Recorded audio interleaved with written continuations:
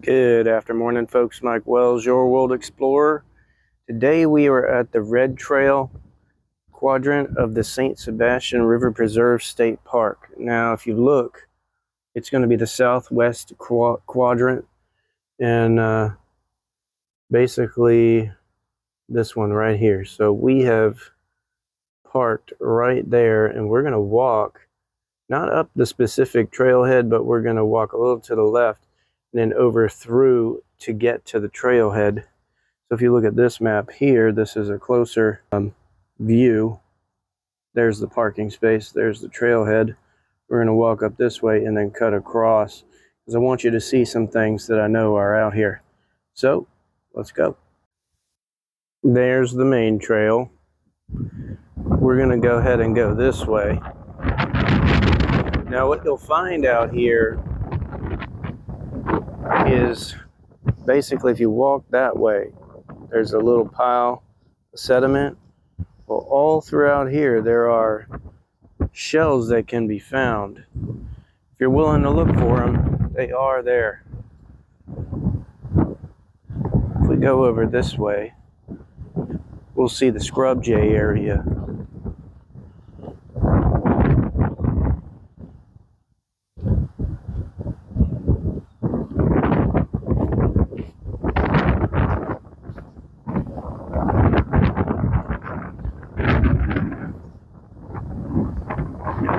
There's the pine forest.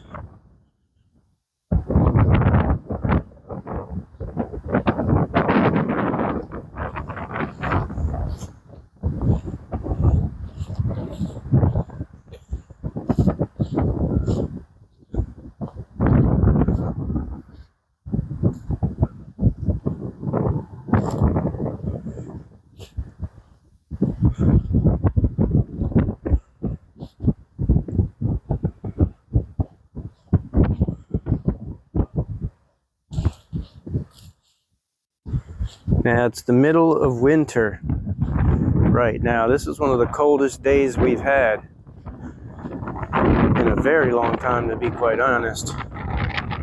It was 44 degrees this morning. That doesn't happen in Florida, at least this part of Florida or south of here. That doesn't happen often.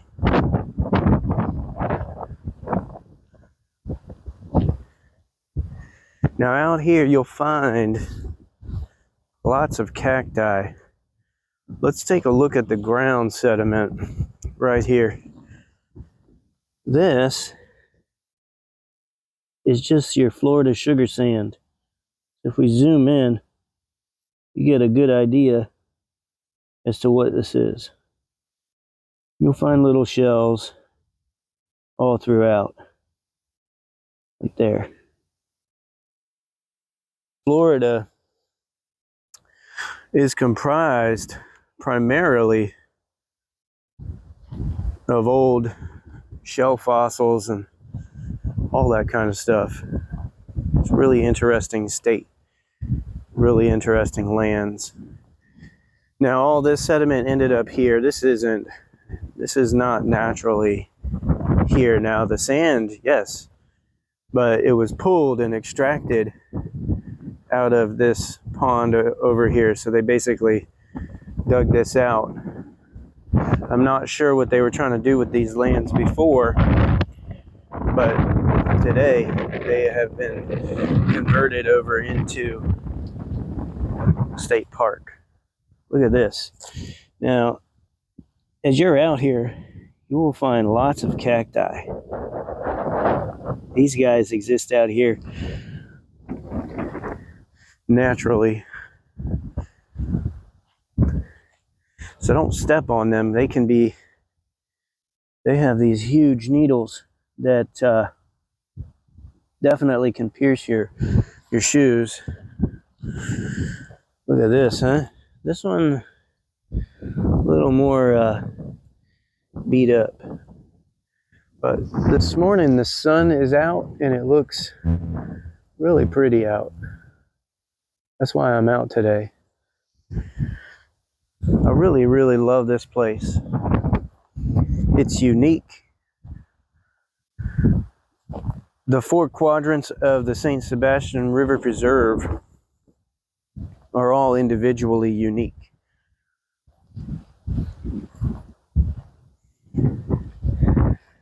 They all have something that the others don't.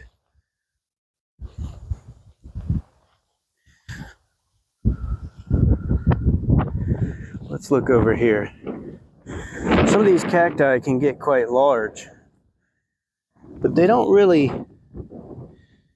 have very long lifespans.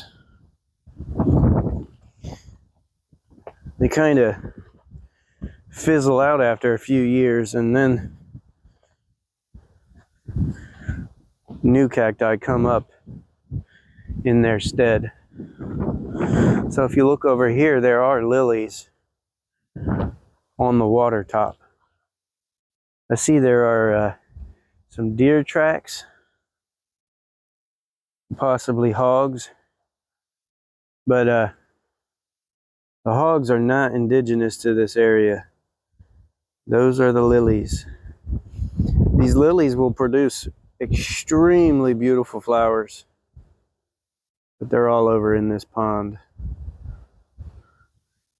This looks like it might be a dwarf oak or just a dwarfed oak. Can't really tell. But this guy right here is definitely a dwarf oak.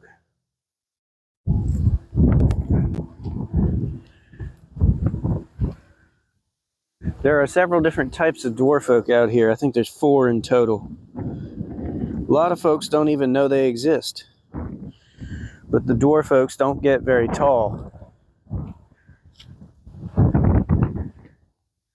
I can't pinpoint the exact names of these dwarf oaks. All I can do is tell you that they are dwarf oaks. If you look over here, there are 2 different types right next to each other.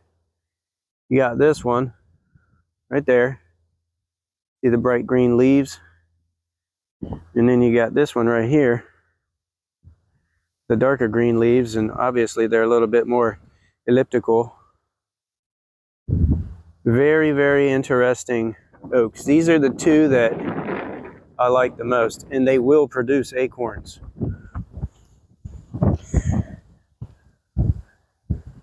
I'm interested in growing these on my property because of the fact that they're an oak and they're indigenous.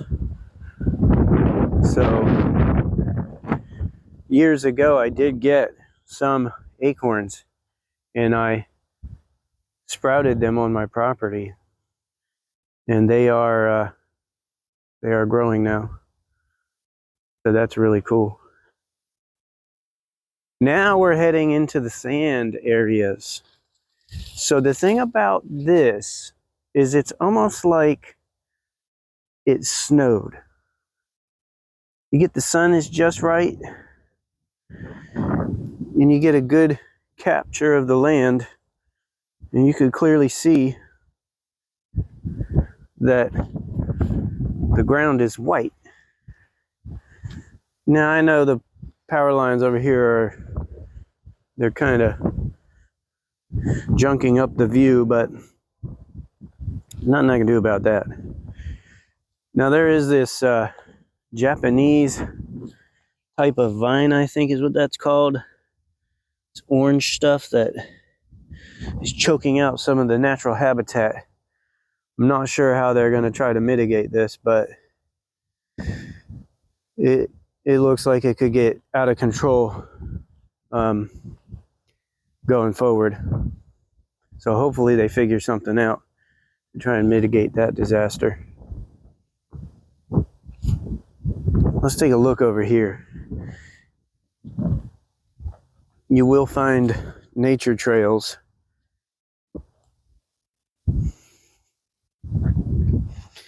These grasses, or not grasses, but these this ground cover here can get pretty big, and they look really neat when they do get big. Here's your cabbage palms. I think it's the saw palmetto. People try to poach their berries because they are used for medicinal purposes. But I mean, you'd have to get a lot of berries to make any kind of real money. Now, if you look on the ground here, any kind of detritus that's left behind, like these down branches here and leaves, the lichen that's around here loves to grow on that stuff. But this is their natural environment, their natural habitat.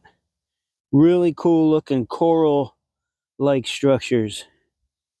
Just beautiful. You can find this stuff all over out here. It grows naturally. Beautiful lichen. Everywhere. Everywhere. There's so much to see that you didn't know existed. Promise. Just think too, this is one little patch, one little spot. Up, you can see the nature trails. You know that's a nature trail just from the footprints, and it's a clear trotted path too. So these animals will, I'll show you. Right here, here's a great example. See that? They will create paths through everything. And they're very distinct and clear, trotting down paths where all of the stuff that was growing there is no longer there growing or able to grow. Just really unique.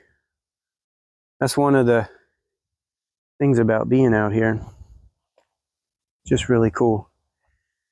You're seeing a lot of dwarf oaks right now. There's a beautiful little scene, I would say. Lots of photo opportunities out here. Almost looks like pictures from like Africa or something. That's here in Florida. So there's a lot of lichen down here. It's a little bit more brisk, I would say, or bulky looking. Pretty interesting. Several different types. This is one of my favorite dwarf oaks right here. These can get pretty bushy looking, and they produce a ton of acorns when they want to produce. So cool. If we draw back, you can see how bushy it looks. But it's a beautiful plant. Indigenous to Florida. So now we'll take a look around this way. Things do open up quite a bit. We go this way. You see the ground, how it's white? Very unique. Sometimes after it's rained, the ground will be kind of crunchy when it dries, and very, I would say, reflective of the sun. So it sparkles and it like shines. A very bright, pretty, sparkly situation.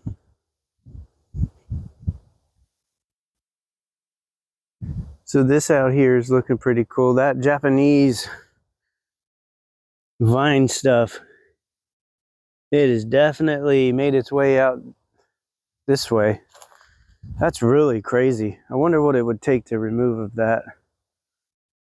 Let's go this way. Now you'll find different types of flowers out here throughout the year. Literally. They grow They grow everywhere at all different types or times of the year. Look at that, huh? This is what I was talking about earlier. Hold on, let's check this flower out. What's this? It's a pretty little flower, huh? Right in the sunshine. Beautiful. Look at that. My, so pretty. Wow. So I was telling you about these guys right here. Well, they get really big. Here's one over here. It did get pretty big. Looks like it, I think it's died back. I don't know. It's really weird, but here's the living portion of it. These guys will really look like a bush. Really pretty. All right, we're gonna move along here. We're just staying right on the sand. So you're probably wondering, how did all this sand get here? Well, years and years ago, all of this was underwater, somewhat shallow, but with the waves lapping up in these areas, produced all this sand. Now it's like that throughout most of Florida. So you've got your ice ages where the polar caps actually grow, and they remove water from the ocean's surface. And what happens is Florida actually grows in size by 200 miles in width from what it is today. And that's when it can support megafauna. Okay? Now, during the interglacial periods, right, it's the opposite. It will shrink. It literally will almost completely disappear. That's when you have massive reefs, and like the Florida Keys end up becoming a massive barrier reef. And these areas end up getting flooded out again, and you'll see like sand islands and stuff like that. And mollusk will become abundant. Look at this thing. So seashells, they will extend into these lands as the water encroaches upon the lands, and they will just reclaim. They just reclaim it. It's a natural cycle. It happens between the millions of years that pass. It's part of the larger carbon cycle that the Earth has. There's nothing we can do to stop it. Ooh, look at that. Beautiful scene. See the sand? So pretty. Nothing we can do to stop it. We shouldn't even try. We should just live our lives and enjoy this. Enjoy the ebbs and the flows of the natural cycles. Capture them in time. That's what we should be doing. We shouldn't concern ourselves with trying to preserve lands forever, because it's impossible. It's not possible. Nature will take and reclaim everything on its own. It doesn't need our help. Nature will remove us on its own. It doesn't need us to remove ourselves. But yeah, there are so many different opportunities out here. Unique vegetation. I'm trying to find more varieties of flowers. I really feel like The varieties aren't here right now, but it's possibly because it's midwinter, and these are the coldest months of the year.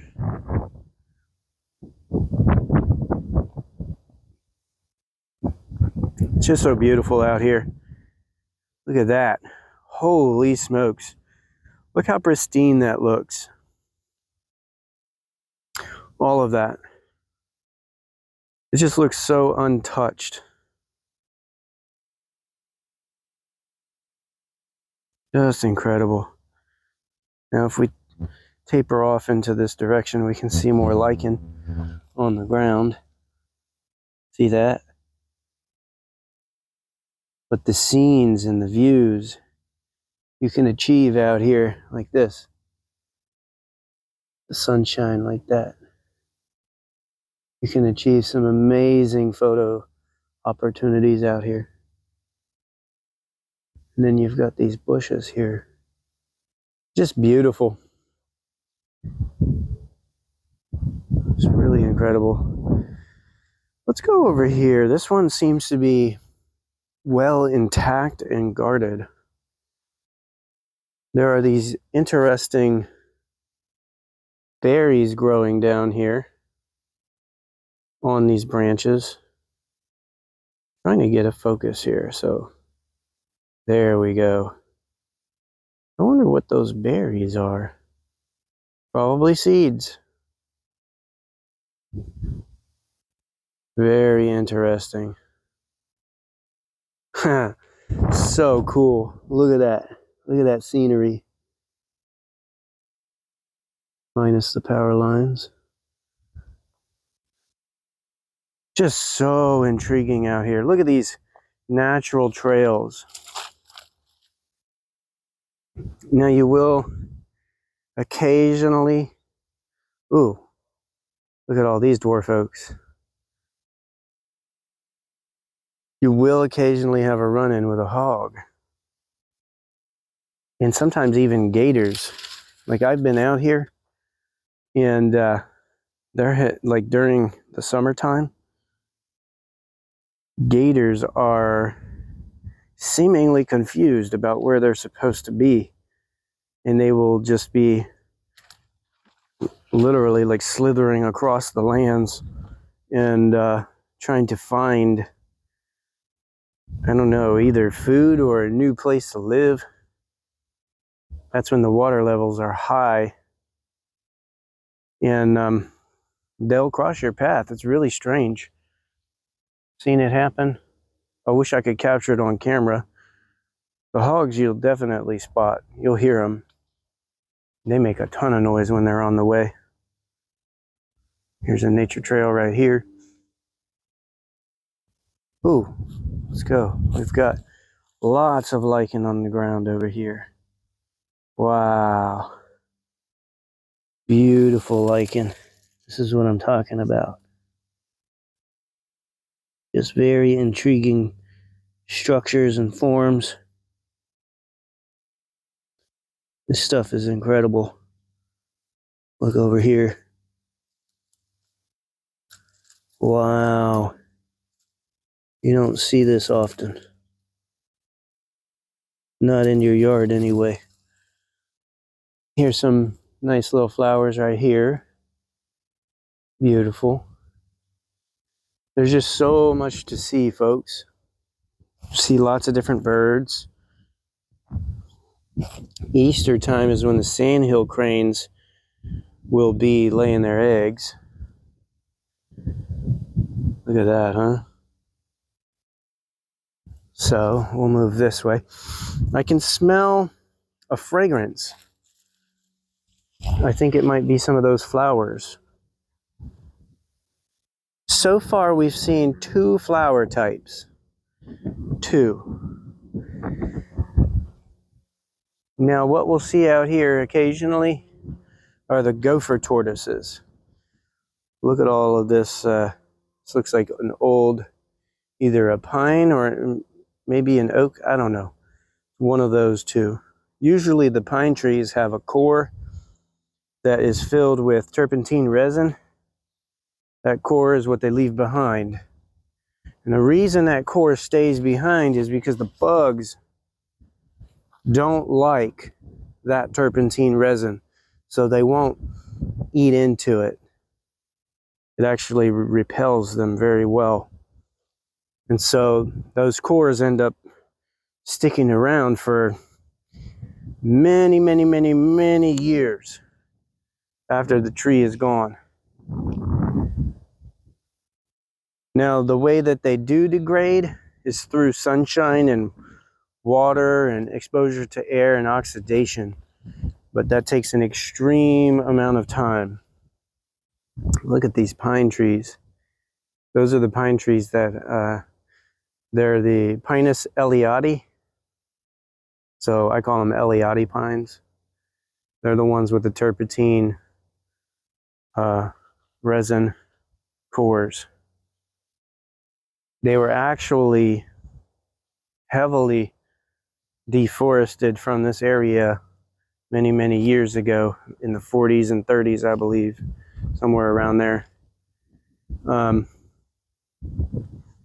then the stumps were used for the turpentine. They produced turpentine from the stumps. But the trunks were used for lumber. Okay, what do we see over here? What is this?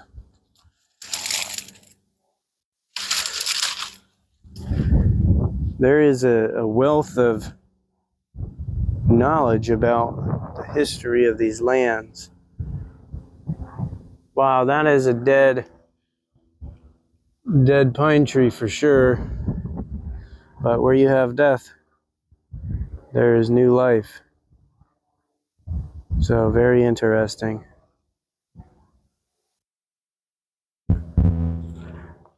Let's look over here.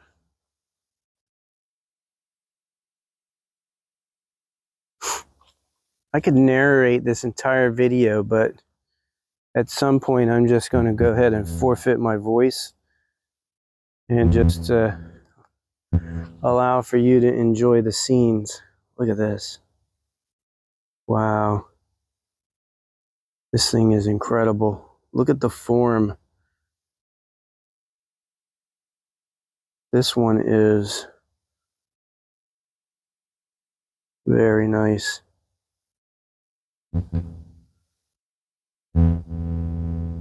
This gets overlooked all the time, folks. Imagine you could grow that in your yard here in Florida, and it grows naturally. It's native. Look at these dwarf oaks over here. They don't look bad at all.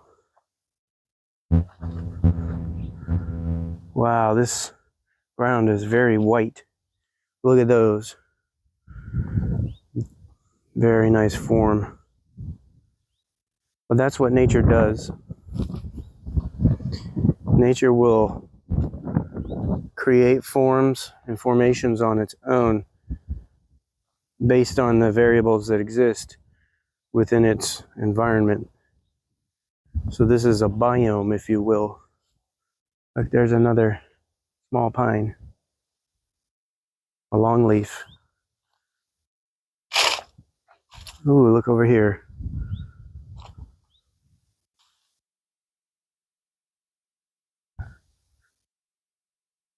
All right, I'm going to make my way out to the main trail over there, and then we're going to cut across. All right, here's the main trail, and you can see the deer have been traveling through here. Probably wild hogs as well. I'm just going to keep going this way. The sun will set in that direction. And when it does, you can get amazing photos of these pine trees and their silhouettes. Let's keep traveling up this way.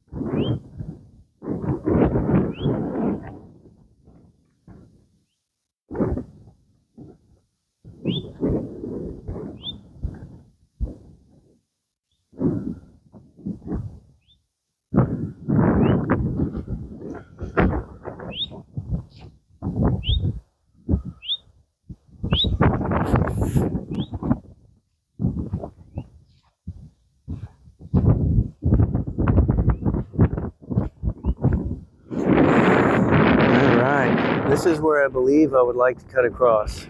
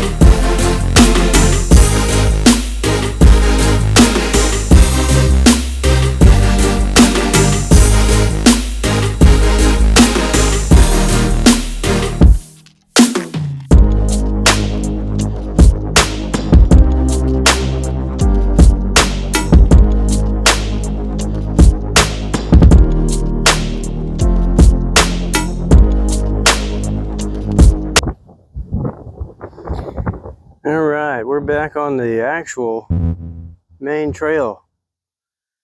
We're gonna head back this way where the vehicle is, but I just wanted to show you what the scrub jay, pinelands, flatlands, whatever you want to call it, what that looks like. Not a lot of people even know that this is out here, but now you do. Thanks for watching. Don't forget to like and subscribe. That helps the channel grow. And stay tuned, because I'd like to show you a lot more of what these different quadrants have to offer in the St. Sebastian River Preserve State Park. Have a great day.